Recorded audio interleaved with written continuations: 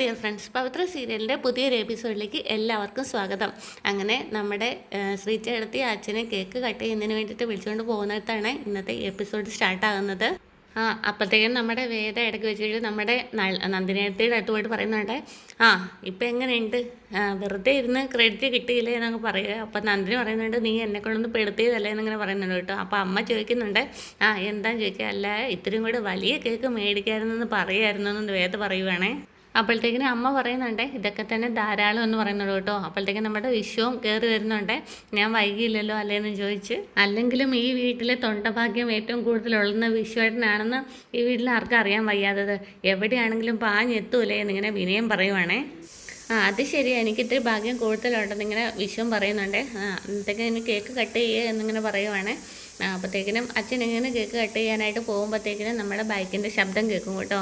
അപ്പോഴത്തേക്കിനും അമ്മ പറയുന്നുണ്ട്, അതാ വിക്രം വന്നു തോന്നുന്നു എന്ന് പറഞ്ഞ് പതി ഇങ്ങോട്ട് ഇറങ്ങി പോകാനായിട്ട് നോക്കുമ്പോഴത്തേക്കിനും അച്ഛൻ കമല എന്ന് പറഞ്ഞ് വിളിക്കുന്നുണ്ട്. ഞാൻ നിൻ്റെ ഇഷ്ടമുള്ളത് കൊണ്ടാണ് ഞാൻ ഇതിന് നിന്ന് തന്നത് തന്നെ എന്ന് പറഞ്ഞിട്ട് അച്ഛൻ പെട്ടെന്ന് കേക്ക് കട്ട് ചെയ്യുവാണേ.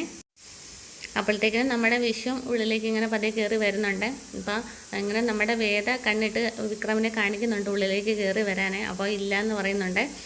എന്നിട്ട് കേക്കൊക്കെ കട്ട് ചെയ്ത് കഴിഞ്ഞിട്ട് അച്ഛൻ ഇങ്ങനെ അമ്മയുടെ കൈ കൊടുക്കുക കേട്ടോ. അപ്പോൾ കൈ കൊടുക്കുമ്പോഴത്തേക്കിനും വേദ ഇങ്ങനെ മനസ്സിൽ പറയുകയാണ്, ഈ അച്ഛന് അത് അമ്മയുടെ വായി വെച്ച് കൊടുത്താൽ എന്താ എന്നൊക്കെ ഇങ്ങനെ മനസ്സിൽ വിചാരിക്കുന്നുണ്ട്.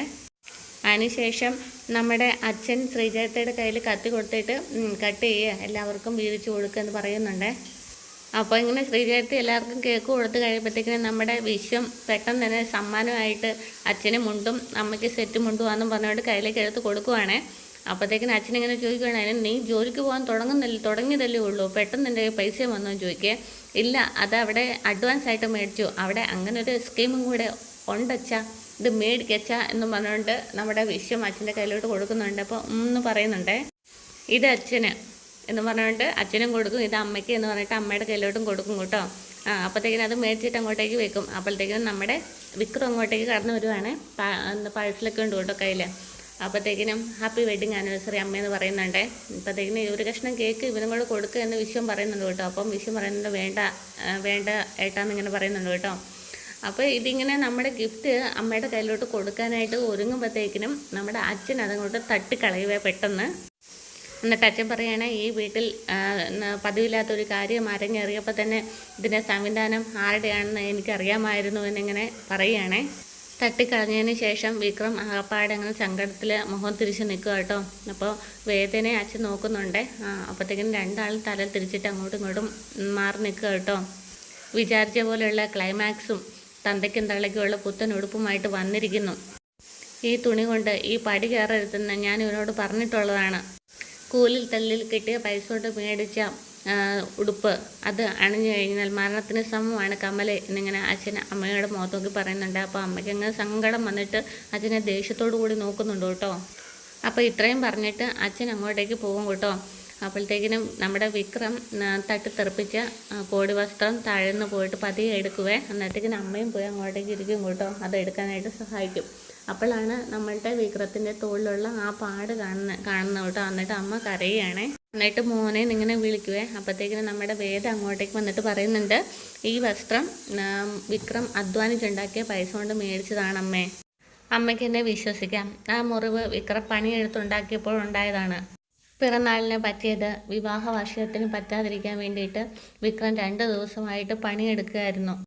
വാക്കുകളെടുത്ത് കൊണ്ട് വേദ പറയാണ്, ചാക്ക് ചുമന്നുണ്ടാക്കിയ കാശ് കൊണ്ടാണ് വിക്രം അത് വാങ്ങിയത്.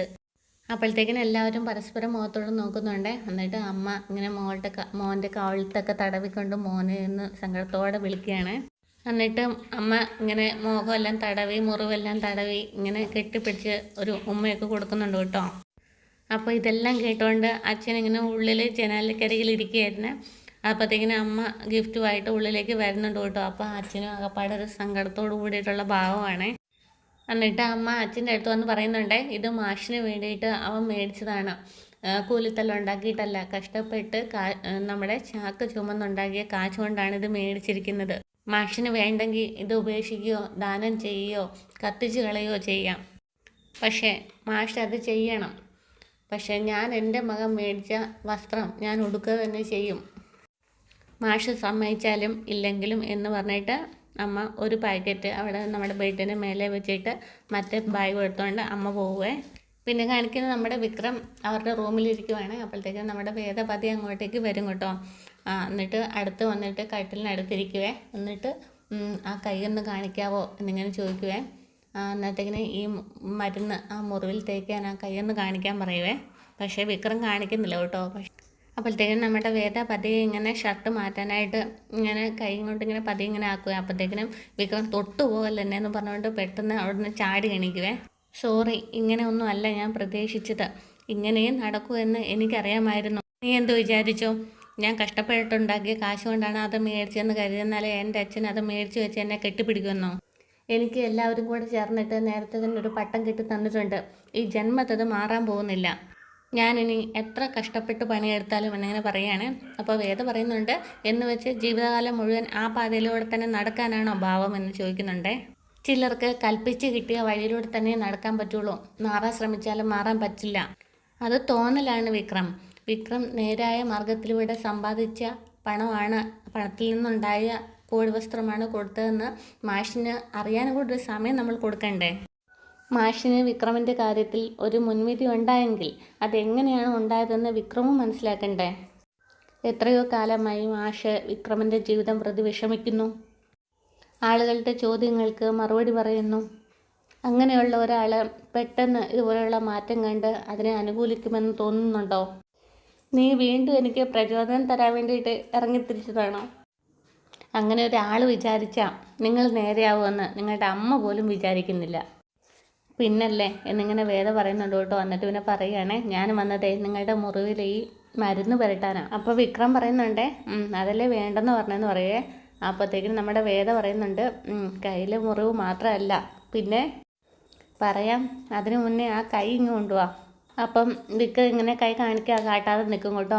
അപ്പോഴത്തേക്കിനും വേദ എന്നൊക്കെ പറഞ്ഞിട്ട് നേരെ ചെന്നിട്ട്, ഞാൻ പണിയെടുക്കാൻ പറഞ്ഞിട്ടുണ്ടായ മുറിവല്ലേ, ഞാൻ തന്നെ അത് മുറിവ് മാറ്റിത്തരാം എന്നൊക്കെ പറഞ്ഞിട്ട് ക്രീം എടുത്ത് നമ്മുടെ വിക്രത്തിൻ്റെ ഷർട്ടൊക്കെ മാറ്റിയിട്ട് മുറിവിൽ മരുന്ന് തേച്ച് കൊടുക്കുവാണേ.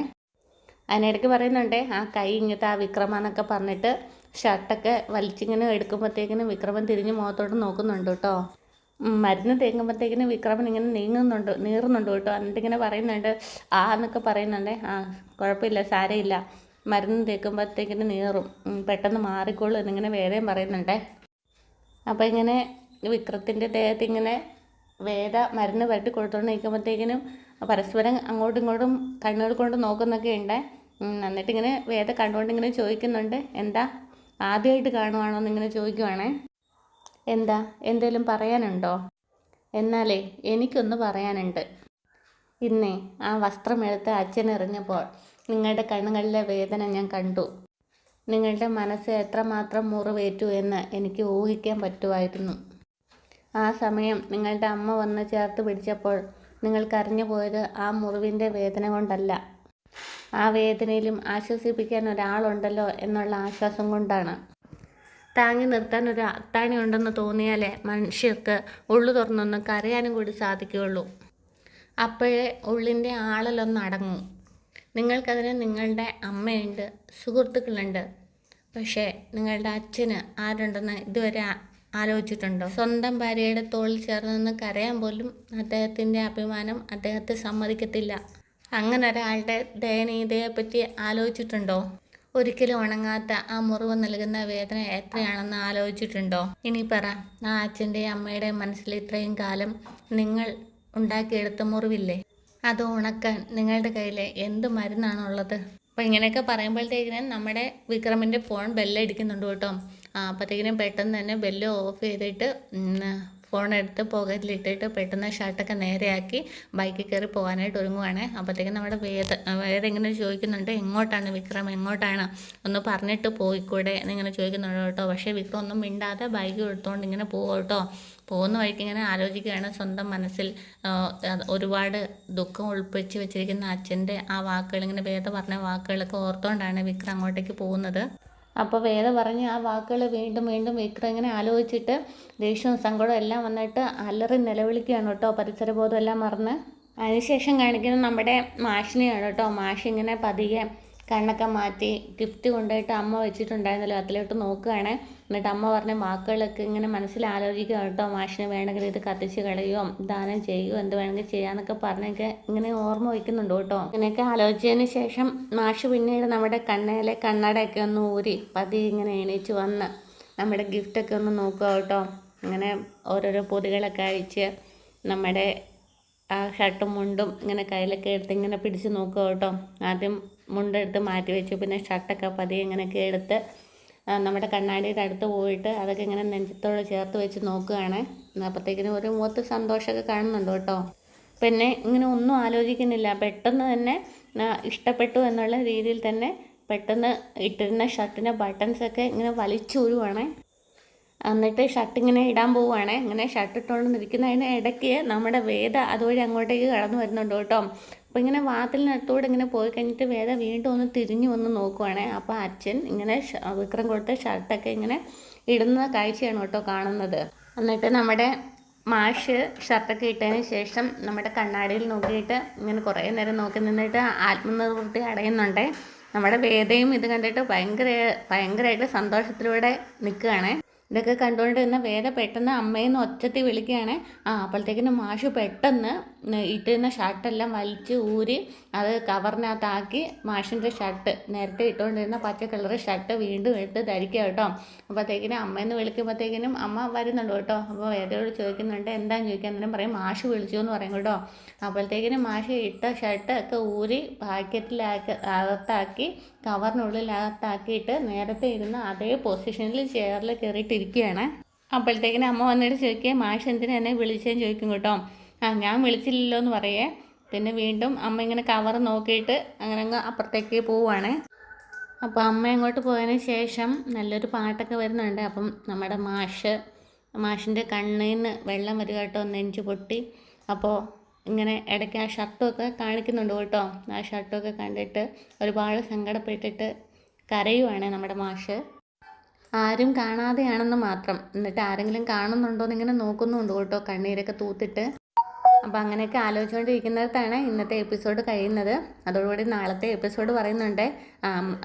നമ്മുടെ വേദ ഇങ്ങനെ അച്ഛൻ്റെ അടുത്ത് സംസാരിക്കുക കേട്ടോ. വിക്രം അത് എങ്ങനെയാണ് മേടിച്ചതെന്ന് അറിയാനുള്ളൊരു മര്യാദ പോലും അച്ഛനത് കാണിച്ചില്ലല്ലോ എന്നൊക്കെ ഇങ്ങനെ ചോദിക്കുന്നുണ്ട്. ഇല്ല ഞാൻ കാണിച്ചില്ല എന്നിങ്ങനെ പറയുന്നുണ്ട് കേട്ടോ മാഷ്. അത് എപ്പോഴും ചോദിച്ചിട്ടില്ലല്ലോ എന്നിങ്ങനെയൊക്കെ പറഞ്ഞ് മാഷിനെ ഇങ്ങനെ ചോദിക്കുമ്പോഴത്തേക്കിനും നമ്മുടെ അമ്മ പറയുന്നുണ്ട്, ഓർക്കാൻ ഇഷ്ടപ്പെടാത്ത കാലത്തിനെക്കുറിച്ചൊക്കെ ഇങ്ങനെ വീണ്ടും വീണ്ടും ചോദിക്കാൻ കുട്ടിക്ക് ആരാ അധികാരം തന്നേന്നിങ്ങനെ ചോദിക്കുവാണേ. അതുപോലെ തന്നെ നിങ്ങൾ തള്ളിക്കളഞ്ഞ മകൻ ഭാവിയിൽ നിങ്ങൾക്ക് തന്നെ ഒരു തണലാകുന്ന അവസരം വരികയും ചെയ്യുമെന്നൊക്കെ പറയുന്നുണ്ട്. പിന്നെ നമ്മുടെ അമ്മ വേദന ഇങ്ങനെ കെട്ടിപ്പിടിക്കുന്നുണ്ട് കേട്ടോ സങ്കടം കൊണ്ട്. പിന്നീട് വേദ ഇങ്ങനെ വിക്രമിനെ വിക്രം വരുന്നതും കാത്തുകൊണ്ടിരിക്കുകയാണ്. അപ്പോഴത്തേക്കിനും നമ്മുടെ വിക്രം രാത്രിയിലെത്തുന്നുണ്ട്. എന്താണെങ്കിലും വളരെ മനോഹരമായ ഒരു എപ്പിസോഡുകളിലൂടെയാണ് നമ്മുടെ പവിത്രം നടന്നുകൊണ്ടിരിക്കുന്നത്. എന്താണെങ്കിലും അത് TV-യിൽ കാണാനും അത് മറ്റുള്ളവർക്ക് ഷെയർ ചെയ്യാനും സബ്സ്ക്രൈബ് ചെയ്യാനും ഒക്കെ റെഡിയാകുക. Okay, thank